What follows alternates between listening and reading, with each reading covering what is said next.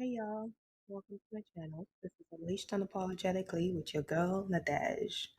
Today we are going to talk about overthinking, the power of overthinking, what we do, what happens to us when we overthink. And as you can see, I am also setting up my schedule for this week because I recently started to read the 12-week year book, and I am working on implementing all the strategies that are necessary for me to plan a week that is in a year plan. So I have been on a journey of transformation, y'all. And what I discover for me is that as I am opening up into expanding myself for my best selves, I am realizing how much I was overthinking in life, how much I was overdoing, how much I was overanalyzing. I mean, overanalyzing can be a good thing, but at the same time, it can also be, a cause in what we do and what we want to achieve.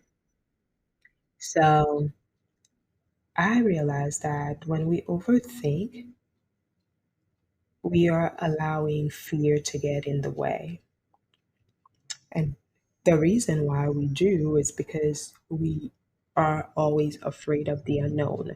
When we don't know what's going to happen, we tend to go on a tangent. We tend to overthink things, and we doubt ourselves. We ask ourselves whether or not we are doing the right thing.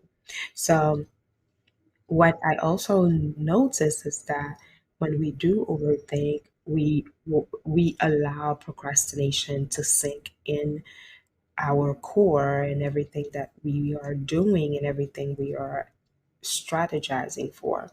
So, first and foremost, we have to break the cycle of overthinking. We have to break the cycle by first starting to make sure that we get things done. Oftentimes, it's because we are afraid of getting starting. We are afraid of doing things. We are afraid to decide. So, as I've been working on this journey, I have been relearning and learning. And for those of you who've watched my previous channel, did I say channel? My previous recording, you'll hear me talk about the relearning, unlearning, and learning process that I had to go on. And I do think that we all need to allow ourselves to go into that route, to allow ourselves to learn, relearn, and unlearn things. So what I also learned is that when we are overthinking, what it does, it pulls us to retreat. It pulls us to stay stagnant.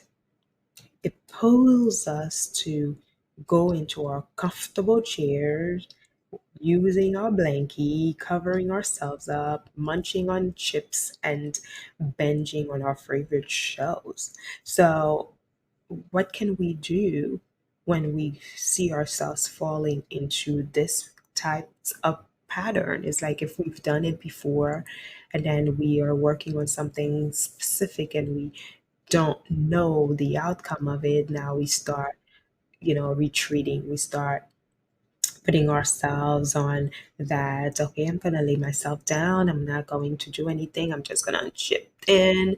I'm just going to cover up and I'm not going to be bothered. And more you do that, the more you procrastinate, the more you don't want to achieve the goal that you had for yourself. So, what I've learned is that you have to be able to plan accordingly. You have to be able to write down your thoughts, write down your schedule. Like for me, what I'm doing right now is ensuring that, I have my weekly.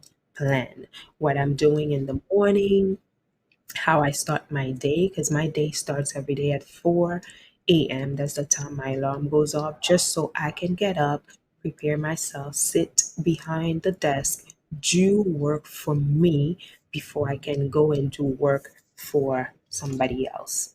So it's me doing work for myself between the hours of 5. The minute I get up at 4, I go into my journal, I pray, I read my Bible, and I read the verse of the day. And then after that, I meditate, I put my worship songs on, I hit the shower, I get ready. I have not yet embedded the workout system yet because I am still restructuring myself and my plan, my ideal D's and ideal goals. So I if you're hearing sound in the background, I apologize for that. I just want you to know that my neighbors are hitting it hard right now with the loud music. So bear with me and allow me to talk to you, and hopefully we can reduce the sound that is in the background. So again, my apologies. But what I was saying is that, yeah, the morning, how I start my morning is pretty much, every morning, 4 o'clock, my alarm. It used to be 5, so now I put it at 4 just so I could get things for me done, especially if I have to go and work with a client early in the morning. It would take about an hour and 15 minutes travel commute. So therefore, I have to leave my house at at a certain time, and there meaning that I must get everything for me ready and done.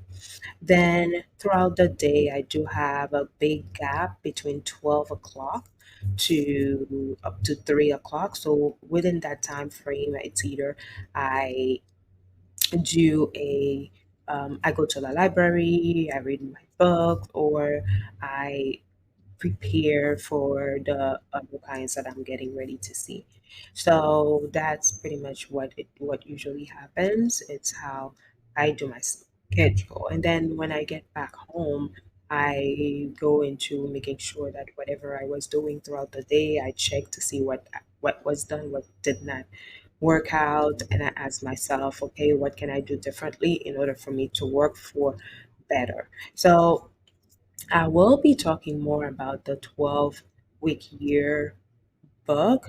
But right now, I'm more focused on, sharing the things that we often do when we are overthinking, because overthinking can really take us to feeling depressed, even, because we don't know um, how we are going to achieve certain things. So we go in the spiral thoughts, and then we dwell on things, and then we bring the negativity inside. So let's try to find ways to let go of the negativity by first seeking support from somebody else who probably has done the work before, who have gone to the problems before and know how to properly solve it, and that person can guide you, whether it is a coach or it is a friend who have been to certain situations in their lives and that was causing them to overthink.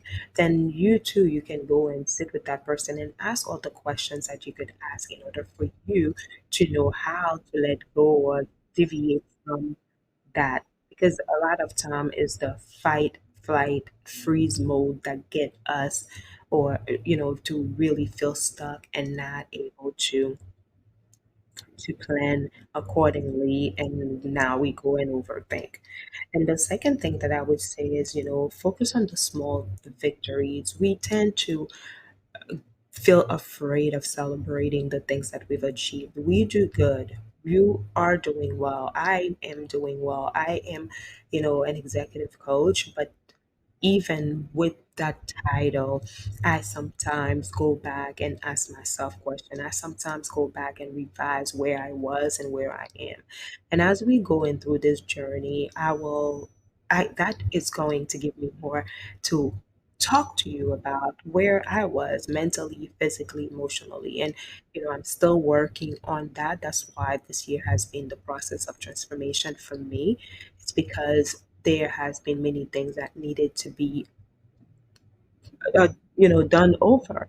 And overthinking can cause self-sabotaging, and I felt like that's where I was. And as we are wrapping up to finishing with this video, what I want to suggest is that take time to work on yourself, and as you are working on yourself, assess where you were and where you are going in order for you to be at your best self. So if you have not yet subscribed, I'm inviting you to do so. Click the link below and leave me a comment because I want to hear about what you want me to talk about.